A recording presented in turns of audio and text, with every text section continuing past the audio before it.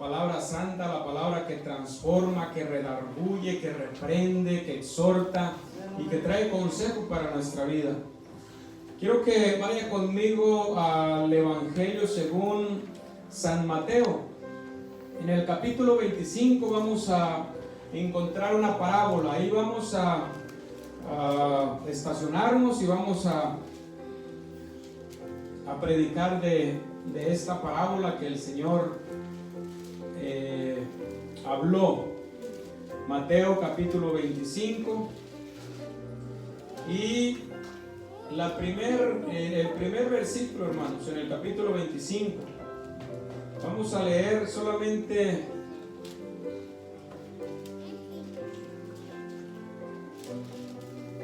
algunos versículos, hermano.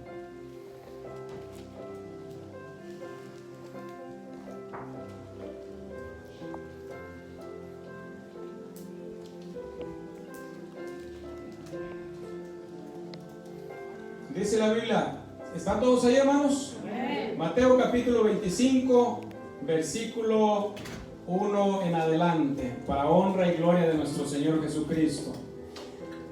Entonces, dice el Señor Jesús, entonces el reino de los cielos, mire cómo será el reino de los cielos, será semejante a 10 vírgenes que tomando sus lámparas salieron a recibir al esposo. 5 de ellas eran prudentes y 5 insensatas. Las insensatas, tomando sus lámparas, no tomaron consigo aceite. Quiere decir que solamente el aceite que llevaba la lámpara. Mas las prudentes tomaron aceite en sus vasijas. O sea que el aceite que llevaban sus lámparas, más aparte tomaron aceite en sus vasijas, juntamente con sus lámparas. Y tardándose el esposo, cabecearon todas y se durmieron.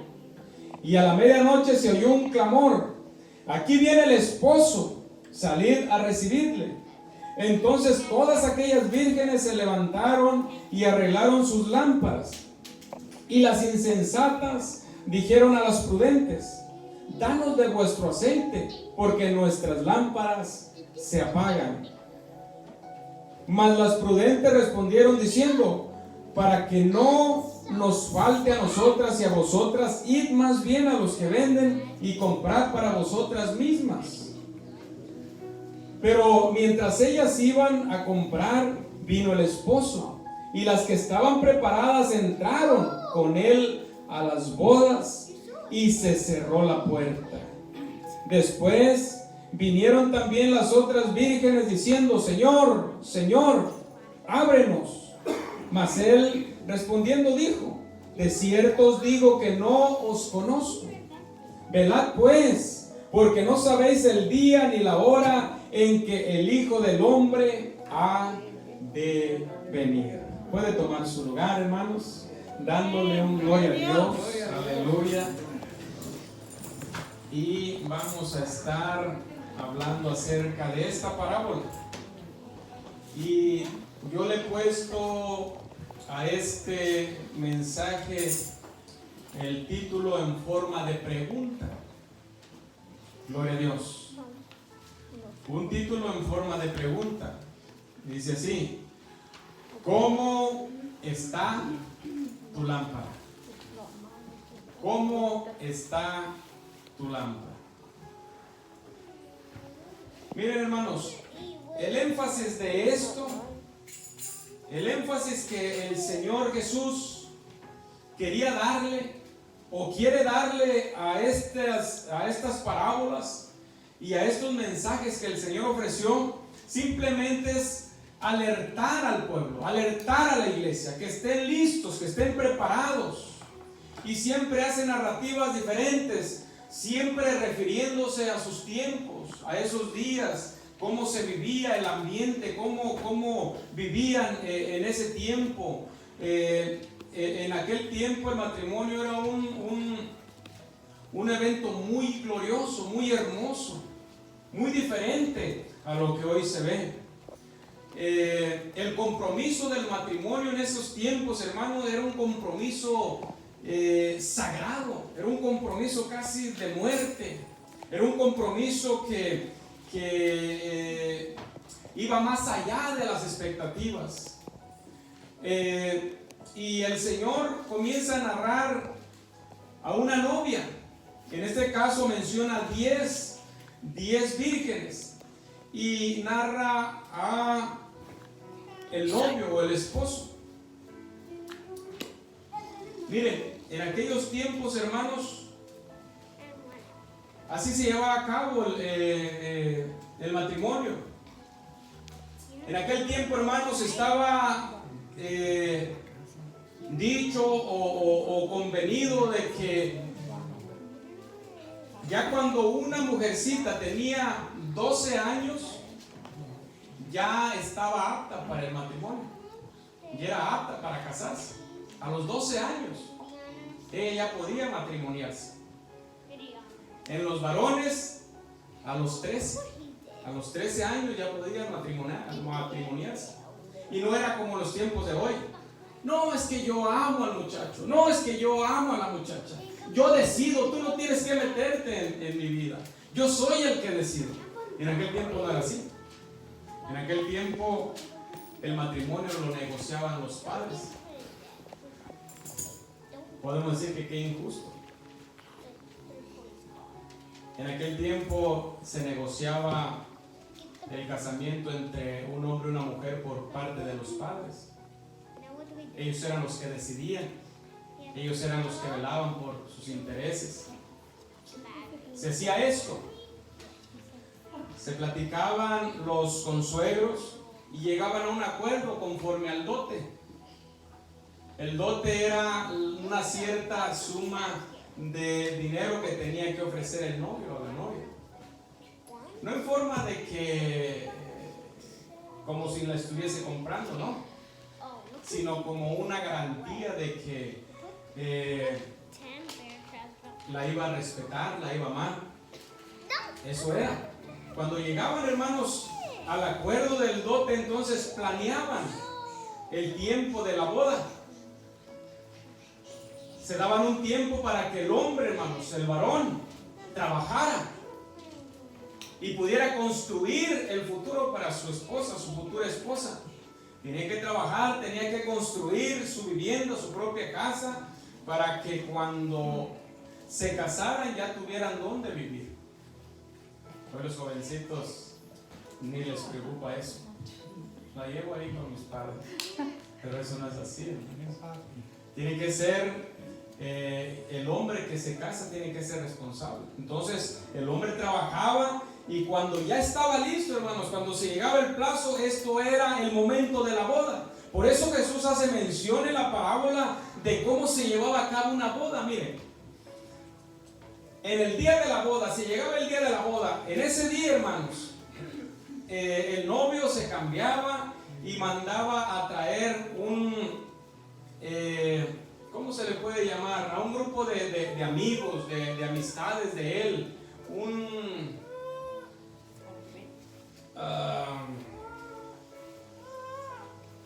bueno, se me fue la palabra, ahorita tal vez me recuerdo. Pero cuando ya estaba listo el novio y ya tenía el grupo de amigos que lo iban a acompañar, en ese día, hermanos, él tenía que viajar hasta donde viviera la novia. No es de que nos vemos allá en la iglesia y ahí llega la novia. No. Esto era diferente. El novio tenía que viajar hasta donde vivía la novia. La novia, hermanos, tenía que estar lista, tenía que estar preparada, tenía ya que estar vestida de blanco, tenía que estar vestida de bodas, tenía que estar esperando al novio. El novio no le decía a qué horas llegaría por ella. Podía ser en la mañanita, podía ser a mediodía o podía ser por la noche. La novia un día antes tenía que alistarse.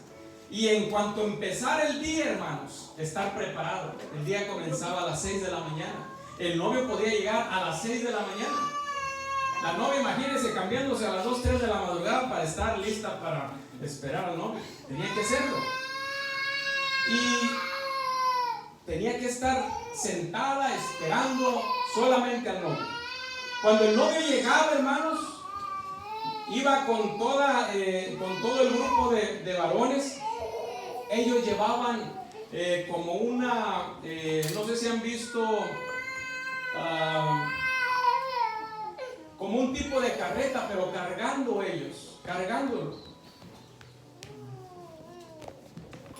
Ahí el grupo de varones tenía que llevarse a la novia. Cuando llegaba el novio, la gente que estaba alrededor comenzaba a gritar y comenzaba a decir: ahí viene el novio, de donde vivía la novia, ahí viene el novio. Y al llegar a la casa, la novia tenía que salir. Cuando salía la novia, todos los amigos del novio la cargaban, la subían a esa, la levantaban y se la llevaban, y iban cantando cánticos de alabanza, de alegría. ¿Por qué? Porque era un día especial para la novia.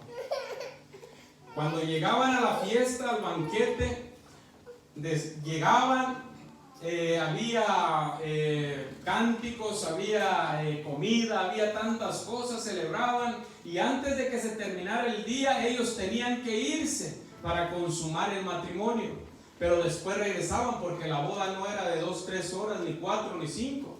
La boda se prolongaba a veces de 3, 6, 7 o 14 días de celebración, de fiesta, día tras día. Imagínense. Era algo especial. El que se casaba antes, hermano, tenía que prepararse. En la antigüedad, en el Antiguo Testamento, Dios, el Señor mismo, decía que aquellos que se casaran y que pertenecieran al ejército, hermanos, a ellos se les respetaba. Si el ejército tenía que salir a la guerra, ese que estaba recién casado no se lo llevaban. Le daban 1 año para que estuviera con su esposa, se deleitara. Imagínense cuántos no se hubieran querido casar 2, 3 veces. Pero eso era, ¿por qué? Porque Dios hace un énfasis hermoso en cuanto a las bodas.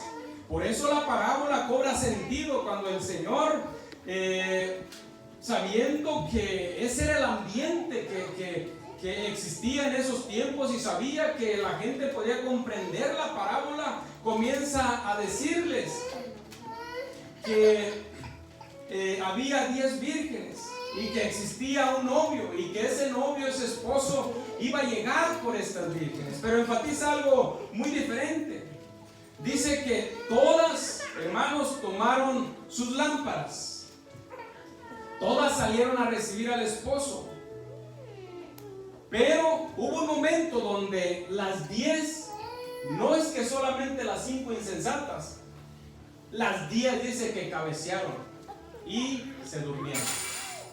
Miren, esto sucede.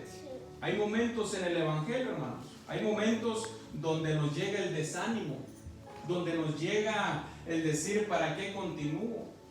Eso no podemos evitarlo. Hay momentos que no tenemos deseos de orar, de ayunar, de leer la palabra, a veces ni de venir aquí al servicio. Eso no quiere decir, hermanos, que las 5 vírgenes sensatas hayan sido insensatas en ese sentido, porque todos nos pasa eso. Pero deben de ser momentos, hermanos, solamente que queden como recuerdos en nuestra vida y continuar. Llega el desánimo, sí, tal vez me apachurro un momento, pero después, hermano, me tengo que levantar, tengo que reaccionar y tengo que prepararme. ¿Por qué? Porque el Señor o el novio está pronto para venir. Tenemos que hacerlo. Así que todas cabecearon. Y lo importante es la preparación. Las 5 sensatas se prepararon con aceite en sus lámparas. Se prepararon, de antemano se prepararon. No sé de cuáles vírgenes eres tú o usted, de las 5 sensatas o de las insensatas. Las insensatas no se prepararon, vivieron su vida como quisieron, no estuvieron alertas, no les importaba nada, no prepararon el recibimiento del novio. Y dice la Biblia que a la medianoche, hermanos, a la medianoche, antes de que se acabara el día. Yo les dije que el novio podía llegar de las 6 de la mañana hasta antes de que se terminara ese día. La Biblia dice que el novio llegó a la medianoche, tal vez llegó a las 11:59. Imagínense. Dice que llegó a la medianoche y se escuchó un clamor. Y yo averiguando qué significa clamor. Clamor podemos interpretarlo de varias maneras. Pero mire lo que sugiere el diccionario.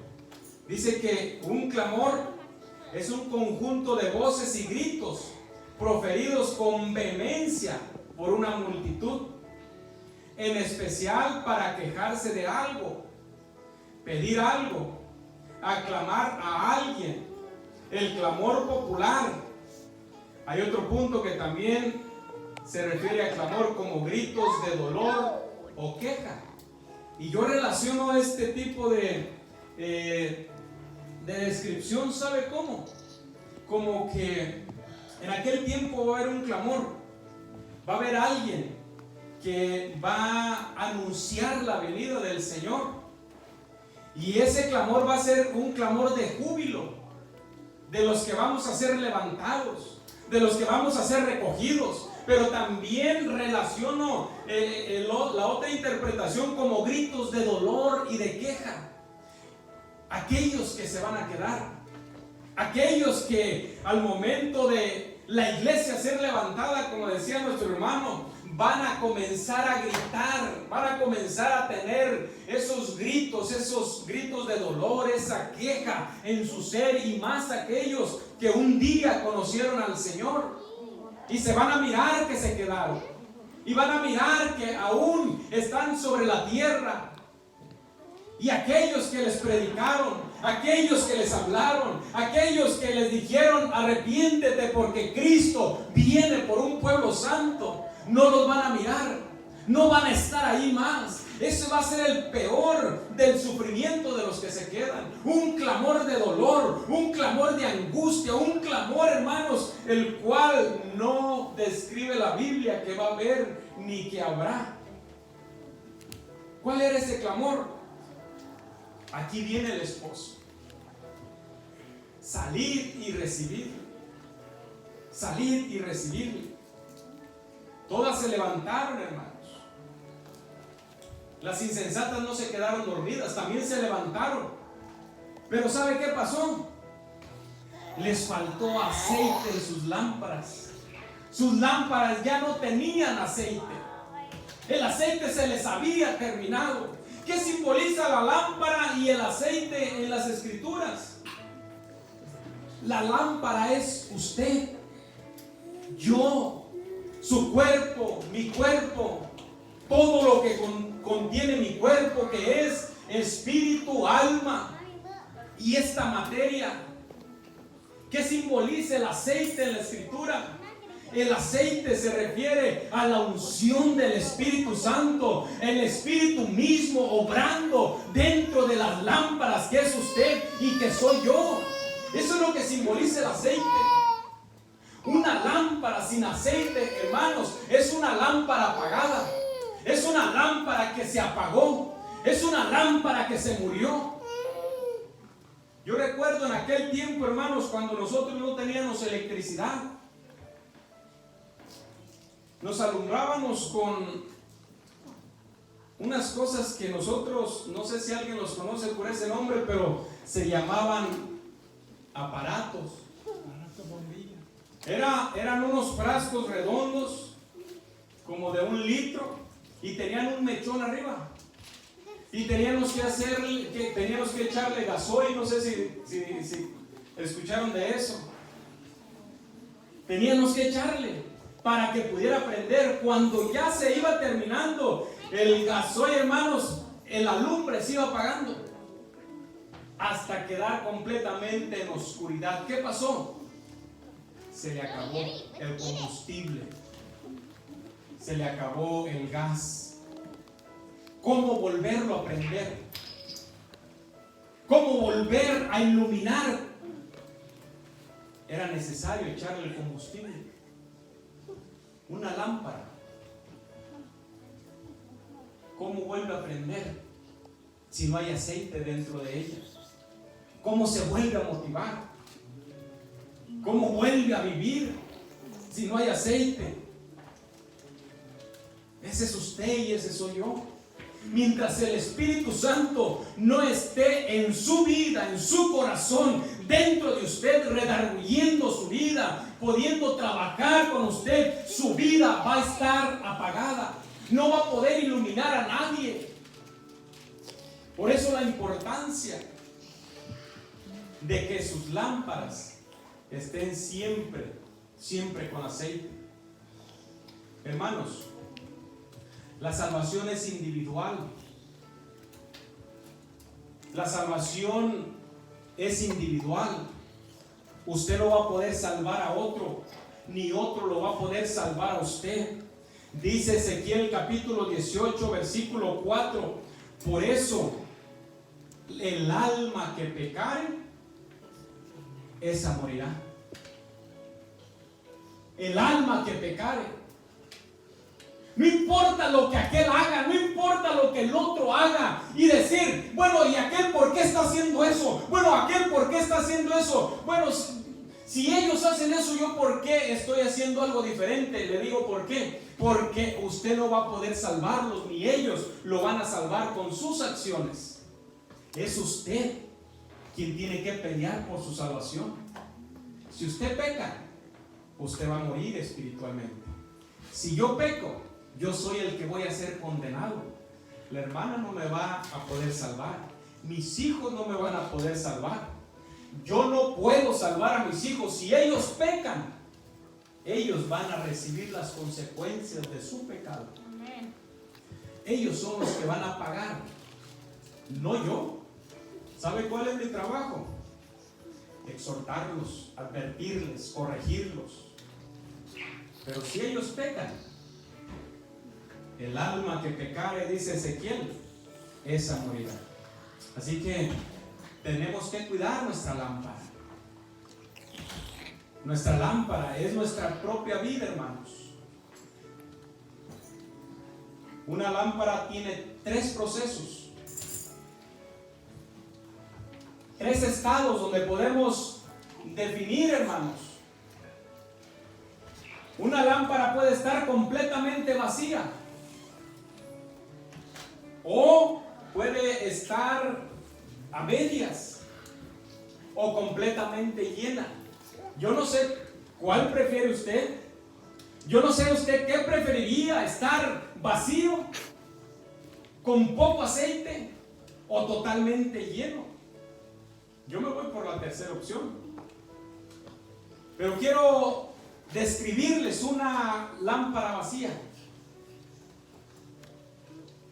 Una lámpara vacía, hermanos, está totalmente apagada. No hay vida en ella. Está apagada. No puede iluminar a nadie. No puede dar luz. Está en tinieblas.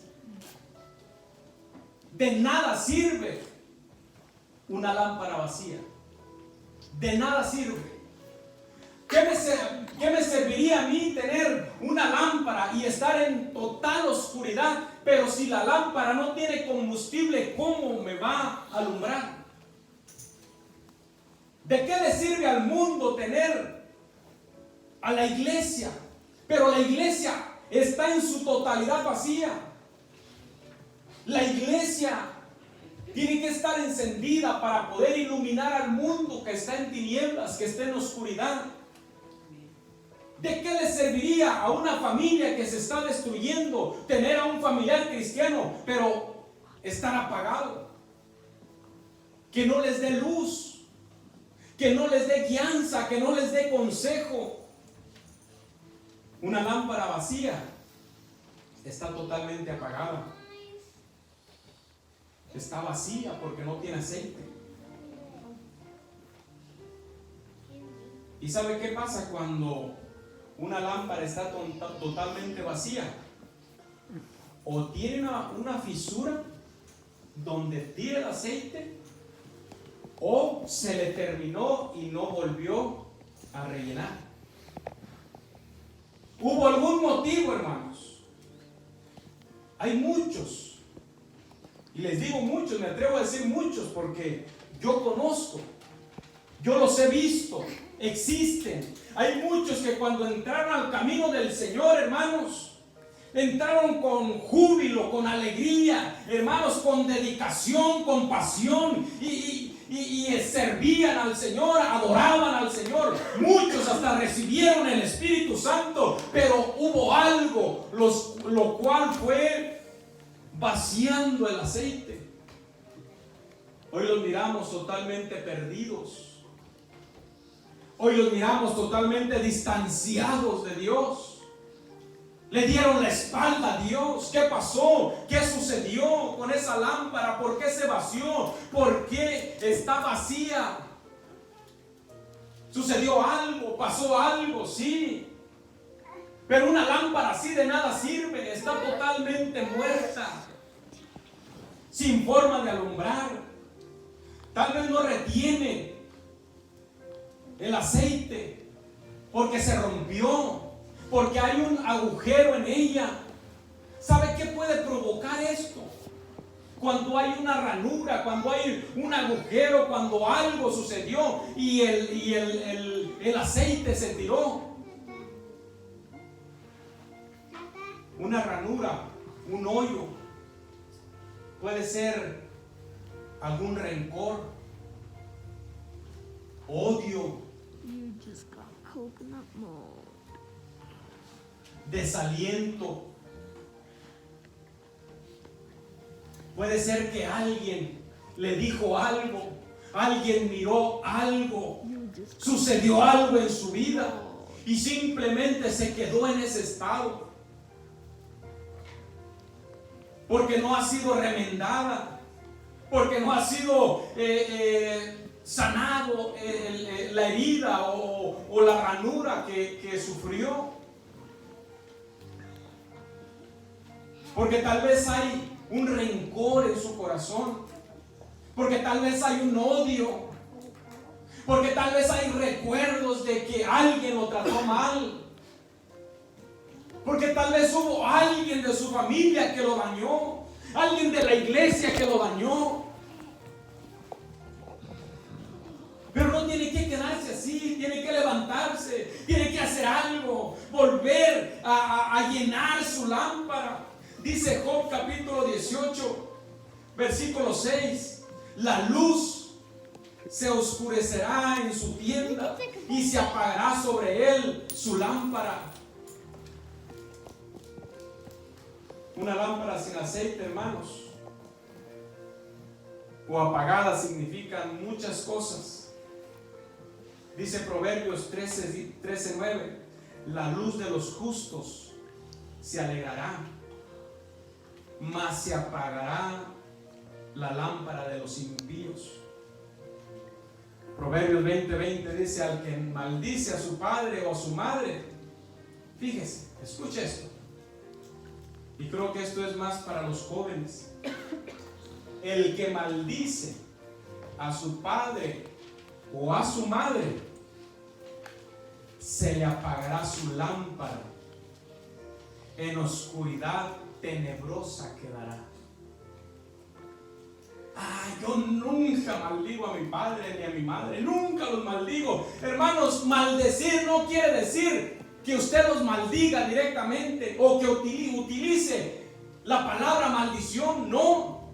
El maldecir simplemente lo dice la misma palabra, el decirle cosas malas, maldichas, el contestarle, el ofenderle de alguna o de otra manera. No tiene que maldecirlo. Usted con que le grite a su padre ya lo está maldiciendo. ¿Por qué? Porque está siendo rebelde a él, está siendo rebelde a ella. Decirle cosas, ser desobedientes. A veces uno tiene el concepto de decir, no, yo cuando maldigo a mi padre, pero ¿sabe qué? Cuando yo le digo, no me digas eso, no quiero hacerlo, no lo voy a hacer, no te metas en mi vida, eso es estar maldiciendo de alguna manera. Es que nosotros como hijos tenemos que ser obedientes en todo, en todo a nuestros padres. Y de esa manera Dios va a conservar nuestra lámpara viva, con alegría. Dios marcó una bendición para nosotros como hijos. Una bendición que no se ha terminado.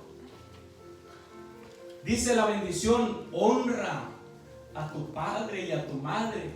Hermanos, el honrar es lo contrario de maldecir. El honrar a sus padres es ser obedientes. El honrar a sus padres es ayudarlos. El honrar a sus padres es respetarlos en todo sentido. El honrar a sus padres va mucho más allá que decir yo te honro solamente con palabras. Es cuando aquel no tiene, cuando sus padres realmente no tienen. Y si tú tienes algo, ir y ayúdalo. Visítalo, dile que lo amas, dile que lo aprecias. Hay muchos hermanos que en la tumba del padre o de la madre le llenan el féretro de rosas, de flores, y lloran y se quieren meter con ellos en la tumba. Pero ¿de qué sirve cuando en vida los trataron mal? Cuando en vida fueron desobedientes, cuando en vida nunca les dijeron un te quiero, un te amo. Su lámpara se va a apagar. Al que maldice a su padre o a su madre se le apagará su lámpara y quedará en oscuridad tenebrosa. Esa es una lámpara vacía. Ahora, ¿cómo será una lámpara que tiene poco aceite? Creo que ahí hay esperanza, hermano. Ahí todavía hay esperanza con una lámpara, hermanos, que todavía tiene un poco de aceite. Ahí hay esperanzas. Si todavía te redarguye el Espíritu Santo, cuando haces algo malo, todavía tiene aceite tu lámpara. Cuando todavía sientes un poquito de temor en hacer cosas que van en contra de Dios, todavía tienes un poquito de aceite. No permitas que se acabe completamente. Si todavía te dan deseos de venir de vez en cuando a la iglesia, todavía te queda un poquito de aceite y hay esperanza aún para ti.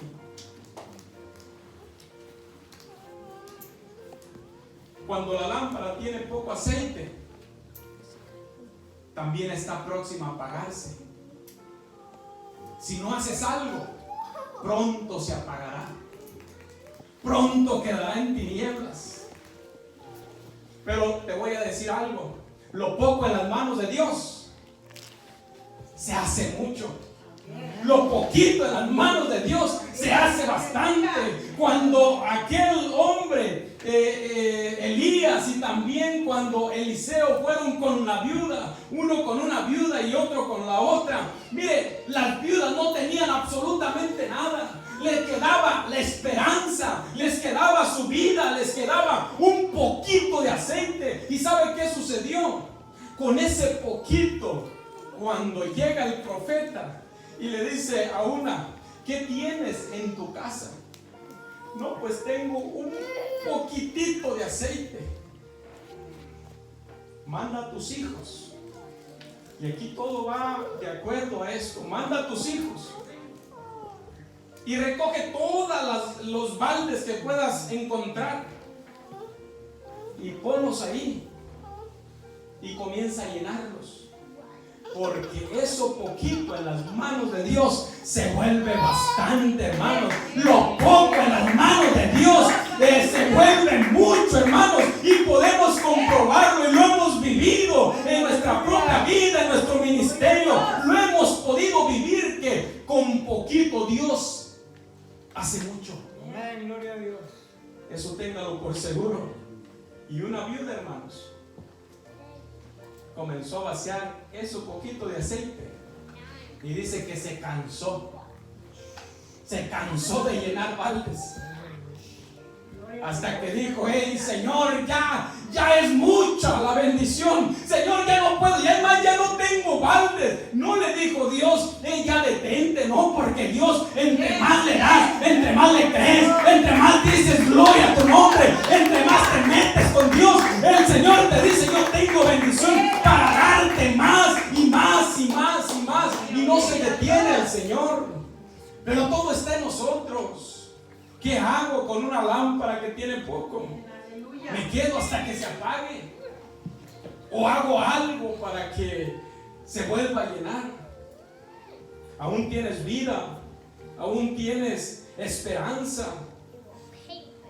Y eso es bien importante. ¿Cómo se recarga, hermanos, una lámpara que está vacía?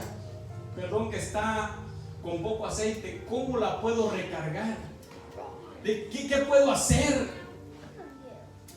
Mire, comience a orar en contra de su voluntad. Porque cuando la lámpara está con poco aceite, no hay deseos de orar. Oramos a lo mucho 1 minuto, 2 minutos, y ni siquiera tenemos que hablar, ni siquiera tenemos que decirle al Señor. Y podemos decir: pero ¿qué le digo? Leo una escritura y me da sueño y me da pereza. Ese es cuando hay poco aceite en nuestra lámpara. ¿Qué tengo que hacer? Vaya en contra de su voluntad. Vaya en contra de su voluntad. No quiero orar y no siento deseos de orar, pero lo voy a hacer hasta que el Espíritu Santo comience a obrar en mi vida y comience a redarguirme, y hasta que sienta la presencia de Dios, mientras voy a seguir en contra de mi voluntad.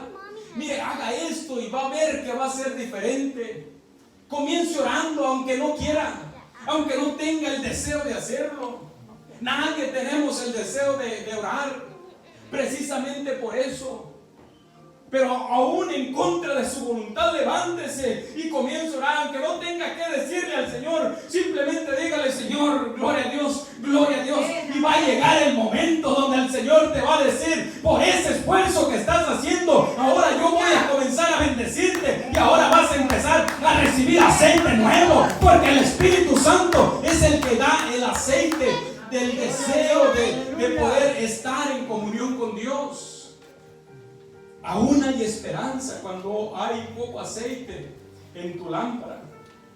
Ore, ayune, lea la palabra, asista a los cultos, aún en contra de su voluntad.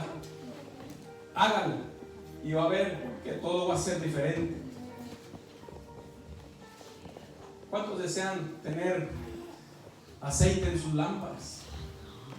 Yo deseo tener aceite en mi lámpara. Yo deseo que el Espíritu Santo siempre esté obrando en mi vida. Que cuando algo llegue a mi vida, el Espíritu Santo me redarguya, me guíe por caminos diferentes, me estorbe en los momentos cuando yo quiera pecar en contra de Dios. Dice Levítico 24:2: manda a los hijos de Israel. Y el Señor le habla a Moisés y les dice: manda. Ni siquiera les dice: ve con ellos y pregúntales si quieren. No. Este es Dios, el Dios que ama, el Dios que quiere verte salvado, el Dios que no te quiere ver arrastrado, el Dios que no te quiere ver apagado. Este es el verdadero Dios que quiere verte siempre en vida. Y le dice el Señor: manda a los hijos de Israel que traigan para el alumbrado aceite puro de olivas machacadas, para hacer arder las lámparas continuamente de Israel, del templo, para que la lámpara de su vida esté y siga ardiendo diariamente, hermanos. No importa que lleguen momentos difíciles a nuestra vida, pero cuando nosotros estamos continuamente, hermanos, ahí metidos, dejando que el Señor obre, el Señor llena nuestras lámparas. Aquellas lámparas no debían apagarse. Si el aceite les faltaba, las lámparas se apagaban y el altar del Señor quedaba en tinieblas. Y no simbolizaba que el Señor quedara en tinieblas, simbolizaba que el pueblo quedaba en tinieblas. Que el pueblo.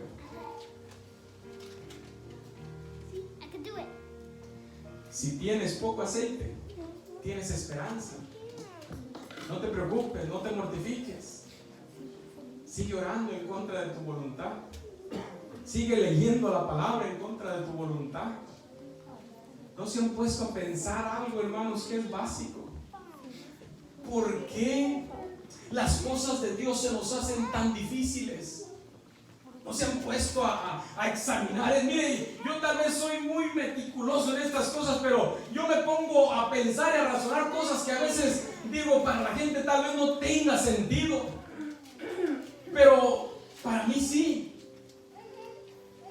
Se me hace fácil, hermanos, agarrar este instrumento o agarrar el teléfono y tardarme una hora ahí mirando cosas. Pero ¿por qué se me hace difícil agarrar la palabra de Dios y leerla 5 o 10 minutos? ¿Cuál es la diferencia? ¿Sabe por qué? Porque depende mucho de la alimentación que nosotros le demos a nuestro espíritu.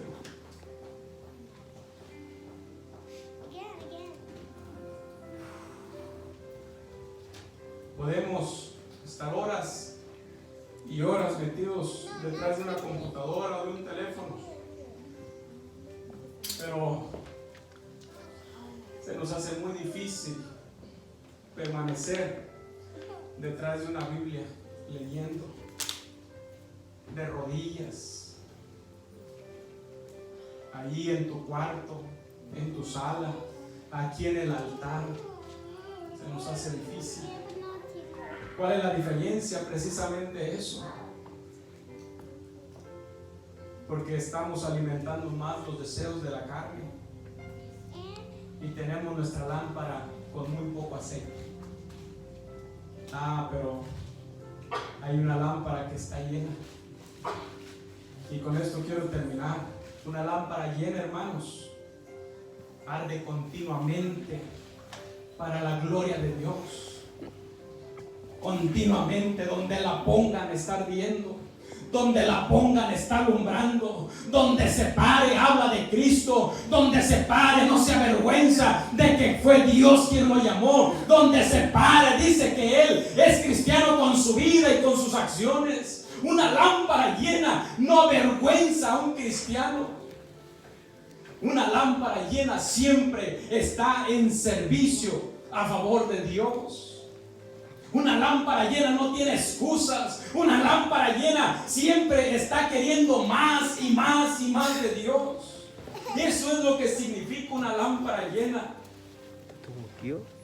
Significa un hijo de Dios, lleno de la presencia de Dios, lleno del poder del Espíritu Santo, lleno de la gracia de Dios, lleno que donde sale, hermanos, que donde sale brilla, donde hay necesidad, allí está, donde hay necesidad de perdón, allí predica la palabra, no se detiene, no hay barreras para él. Eso es una lámpara llena.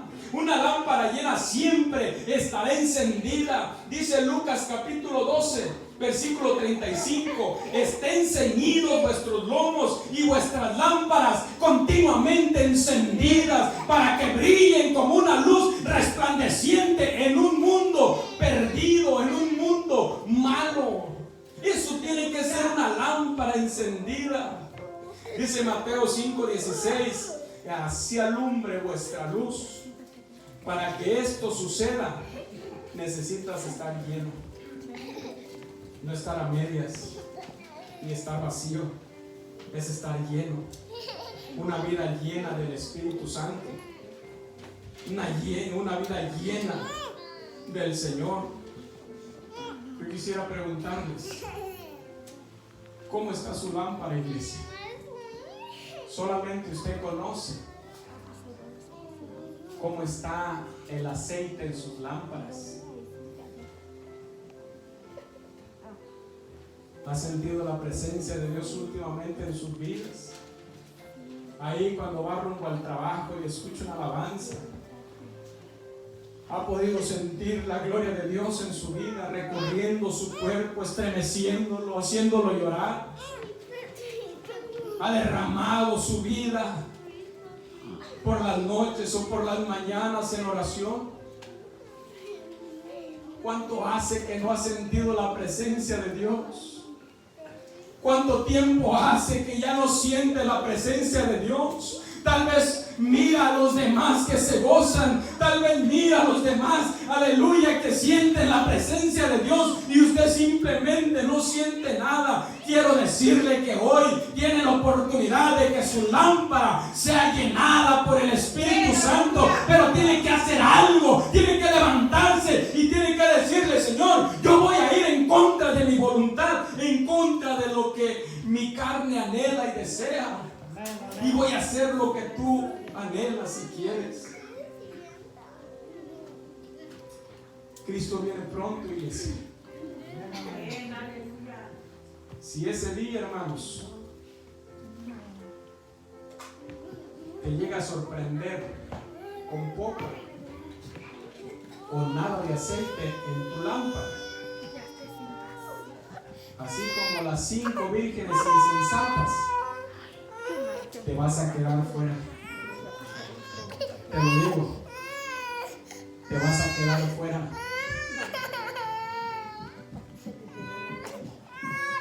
Te vas a quedar fuera.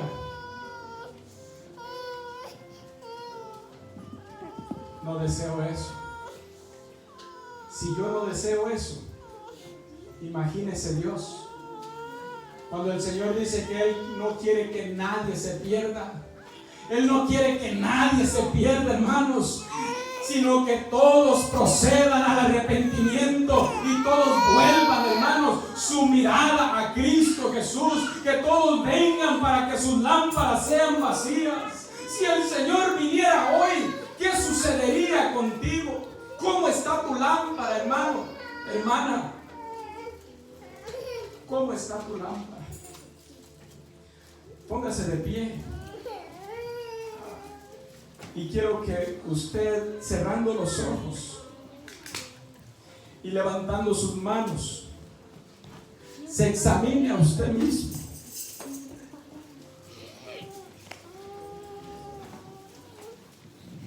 Y vea cómo está su lámpara.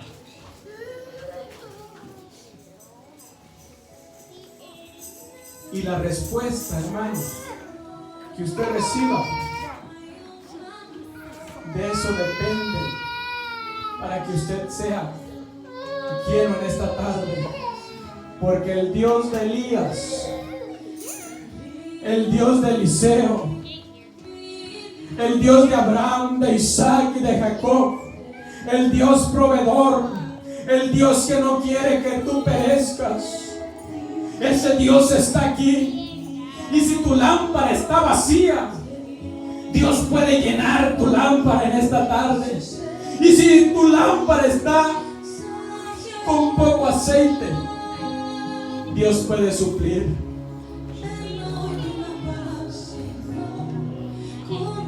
Cierra tus ojos.